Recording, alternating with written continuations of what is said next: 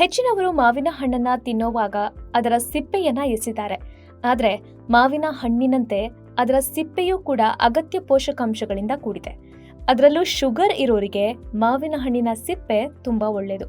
ಹೀಗಾಗಿ ಮಾವಿನ ಹಣ್ಣನ್ನ ಸಿಪ್ಪೆ ಸಮೇತ ತಿಂದ್ರೆ ಆರೋಗ್ಯಕ್ಕೆ ಬಹಳ ಪ್ರಯೋಜನಕಾರಿ. ಆದ್ರೆ ಸಿಹಿಯಾದ ಹಣ್ಣಿನ ಜೊತೆ ಸಿಪ್ಪೆನ ತಿನ್ನೋದಿಕ್ಕೆ ಕಷ್ಟ ಅನ್ಸುತ್ತೆ ಅಲ್ವಾ? ಸೊ ಏನ್ ಮಾಡಿ ಅಂದ್ರೆ ಮಾವಿನ ಸಿಪ್ಪೆಯ ಟೀಯನ್ನ ತಯಾರಿಸಿ. ಮಾವಿನ ಹಣ್ಣಿನ ಸಿಪ್ಪೆಯನ್ನ ನೀರಿನಲ್ಲಿ ಕುದಿಸಿ ರುಚಿಗೆ ಬೇಕಿದ್ರೆ ಸ್ವಲ್ಪ ಬೆಲ್ಲ ಸೇರಿಸಿದ್ರೆ ಮಾವಿನ ಸಿಪ್ಪೆಯ ಚಹಾ ರೆಡಿಯಾಗುತ್ತೆ. ಮಾವಿನ ಸಿಪ್ಪೆಯ ಚಹಾ ಪಾಲಿಫಿನಾಲ್ಗಳು, ಫ್ಲೇವನಾಯ್ಡ್ಗಳು ಮತ್ತು ವಿಟಮಿನ್ ಸಿ ಅಂತಹ ವಿವಿಧ ಉತ್ಕರ್ಷಣ ನಿರೋಧಕಗಳನ್ನ ಹಾಗೂ ಪೋಷಕಾಂಶಗಳನ್ನ ಹೊಂದಿರುತ್ತೆ. ಇವು ದೇಹದಲ್ಲಿನ ಆಕ್ಸಿಡೇಟಿವ್ ಒತ್ತಡ ಮತ್ತು ಉರಿಯೂತವನ್ನ ಕಡಿಮೆ ಮಾಡಲು ಸಹಾಯ ಮಾಡುತ್ತೆ.